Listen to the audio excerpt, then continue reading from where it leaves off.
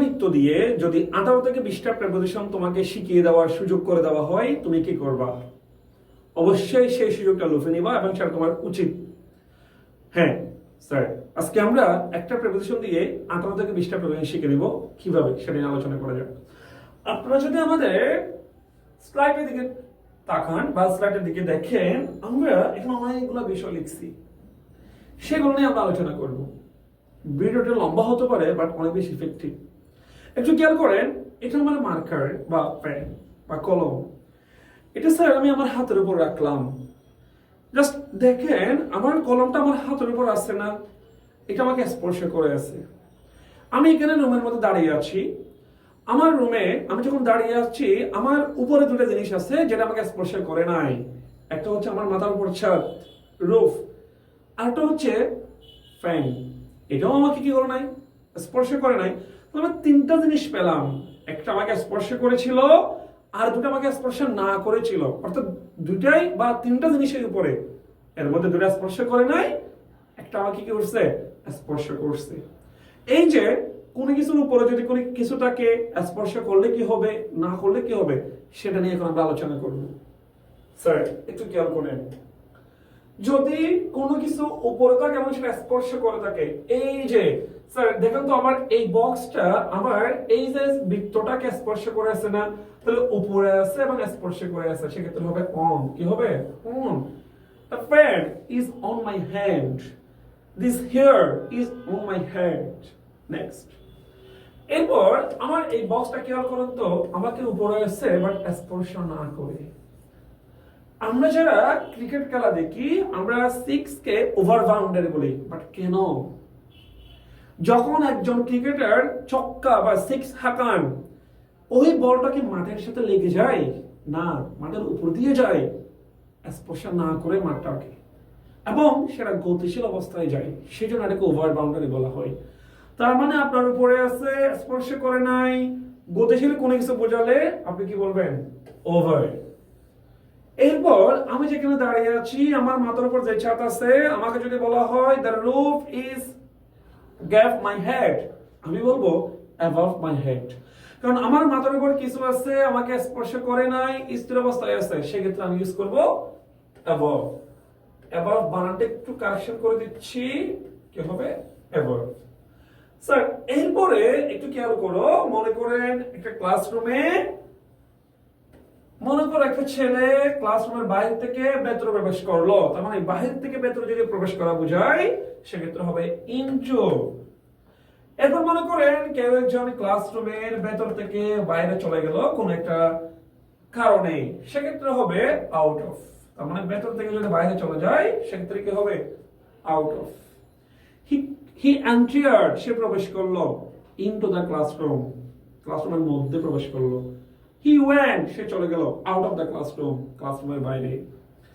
এরপরে স্যার দেখেন, যখন কোন কিছুর মধ্যে দিয়ে যাওয়া বোঝায়, আমরা অনেক সময় আমাদের আব্বু আম্মুকে বলতে শুনি বা আমাদের আব্বুকে বলতে শুনি যে আমি খুব খারাপ অবস্থার মধ্যে দিয়ে যাচ্ছি। অথবা আমরা একটা স্টোরি পড়ে আসছি সেই ছোটবেলা থেকে, দুইজন বন্ধু এবং বাল্যকের গল্প। সেখানে একটা সেন্টেন্স ছিল, two friends were walking through a jungle। আমরা আরো একটা সেন্টেন্সের সাথে পরিচয় আমাদের আসছে, সেটা হচ্ছে কি, the ship is across the river। এই যে মধ্য দিয়ে যাওয়া, যখন কোনো কিছুর মধ্য দিয়ে যাওয়া বোঝায়, এই যে আমার দাগটা বৃত্তের মধ্য দিয়ে গেল, স্যার যখন মধ্য দিয়ে যাওয়া বোঝায় তখন দুটো প্রিপোজিশন বসে, একটা হচ্ছে থ্রো, একটা হচ্ছে কি অ্যাক্রস। এখন আসেন, আপনি কখন কোনটা ইউজ করবেন? ম্যাক্সিমাম স্টুডেন্ট সবথেকে বেশি কনফিউশন থাকে এখানে। স্যার আসেন, যদি সাবজেক্টটা ব্যক্তিবাচক হয় আপনি ব্যবহার করবেন থ্রো, যদি সাবজেক্টটা বস্তুবাচক হয় আপনি ইউজ করবেন অ্যাক্রস। দুই একটা ব্যতিক্রম নিয়ম থাকতে পারে, সেটা হচ্ছে পেসেস আকারে নারেশন থাকবে। স্যার এরপরে আসেন, আমরা ইন এবং অন দুটোরই বাংলা মিনিং হচ্ছে মধ্যে, বাট আমি কখন ইন ইউজ করব, কখন অন ইউজ করব।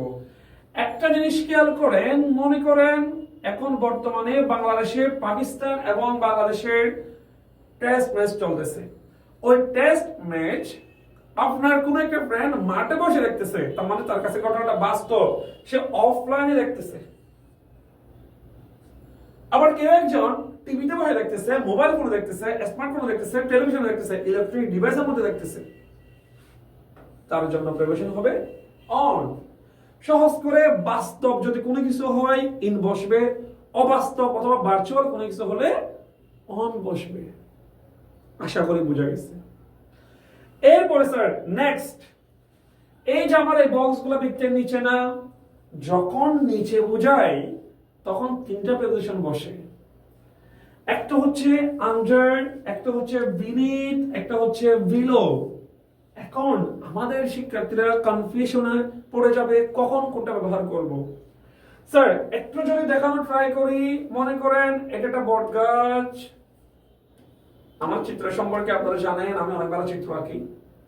মনে করেন এখানে দুজন ভদ্রলোক গাছের নিচে দাঁড়িয়ে আছে, সেক্ষেত্রে হবে আন্ডার। কোন কিছুর বরাবর যদি নিচে দাঁড়িয়ে থাকে সেক্ষেত্রে কি হবে আন্ডার।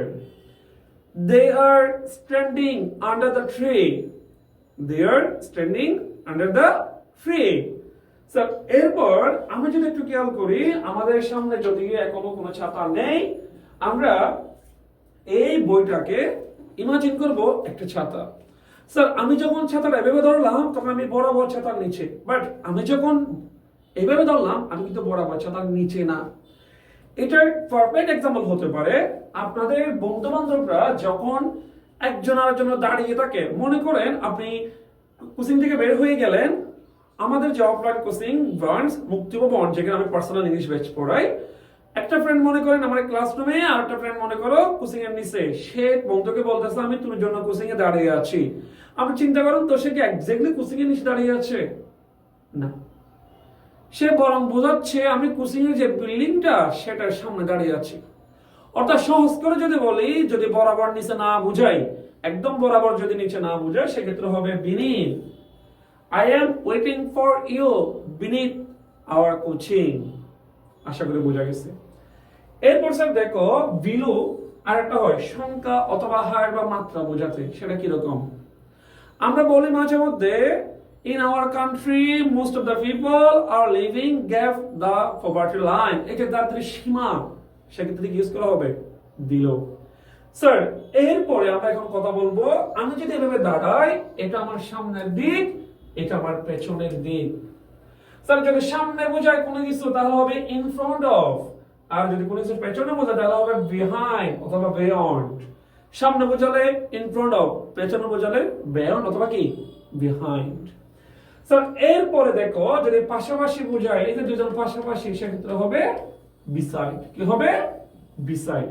আরো একটা জিনিস আপনাদের শিখিয়ে দিই স্যার, এই যে দেখো এই দুজন ভদ্রলোক কিন্তু একটু দূরত্বে, তখন হবে নিয়ার। যেটাকে আমরা কাছাকাছি বলি, স্যার কাছাকাছি হলে সেক্ষেত্রে হবে নিয়ার। স্যার এরপরে দেখো যদি নিচ থেকে উপরে বোঝায়, এই যে নিচ থেকে উপরে হলে আপ, যদি উপর থেকে নিচে বোঝায় তাহলে হবে ডাউন। এরপরে স্যার মনে করেন এটা একটা বিন্দু, এটা চারপাশে ঘুরতেছে, এই যে চারপাশে বোঝালে অ্যারাউন্ড।